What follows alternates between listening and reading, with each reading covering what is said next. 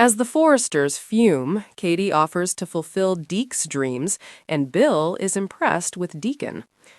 Tensions remain sky high at Forrester Creations as the fallout from Katie Logan Spencer's bold power move continues to rattle the family, while across town, Katie quietly begins building exactly what the Forresters insist she doesn't have.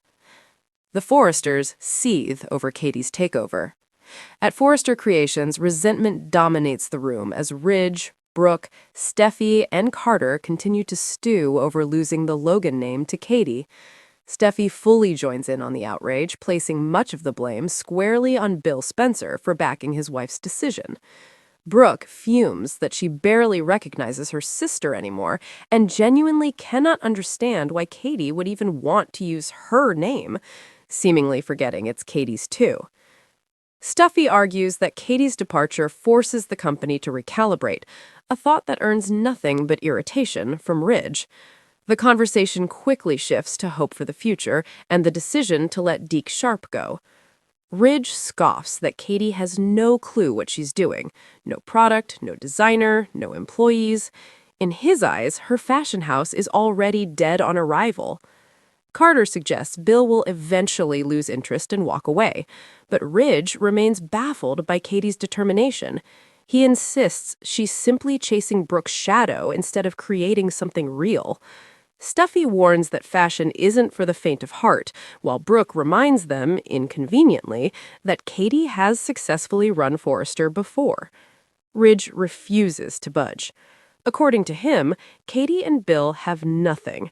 He rants that the fashion world despises Bill, claims he has no soul, and declares that neither Bill nor Katie possesses a shred of artistic vision.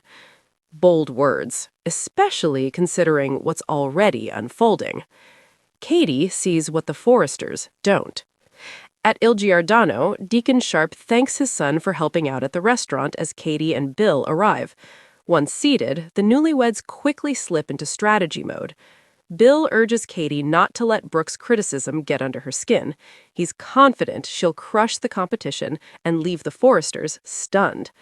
Katie agrees, but admits she's still missing two critical pieces, a fashion line and a designer. She wants someone young, someone hungry, someone unexpected. And then Katie notices Deke. Nearby, Deacon and Deke talk pizza, influencers, and the success of Il Giordano.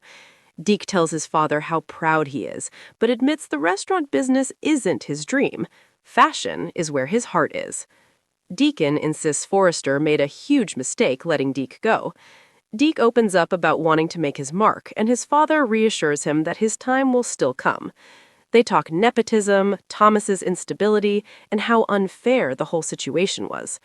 That's when Katie makes her move. She calls Deke over to her table and sends Bill to the bar. Katie tells Deke how sorry it was what happened at Forrester and admits she was impressed with his work. Deke talks about how much he loved being there and everything he learned. Katie urges him not to give up on his dreams, because sometimes, she says quietly, they really do come true. She explains her vision for her new fashion house. Deke believes in it, and in a soft but powerful moment, Katie tells him she believes in him. She suggests he may be exactly who she's been looking for. Two people, both underestimated, suddenly seeing a future.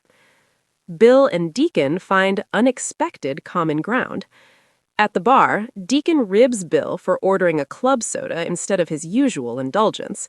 He congratulates Bill on remarrying Katie and jokes that he's finally stepped off the Brooke train.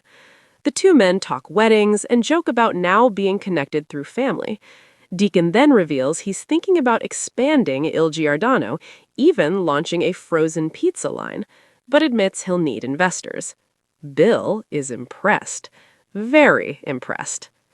As the Forresters sit around dismissing Katie's ambitions, she's already laying the groundwork for something real. Talent, loyalty, vision, and momentum. The irony? Everything Ridge insists Katie doesn't have. She's already building it.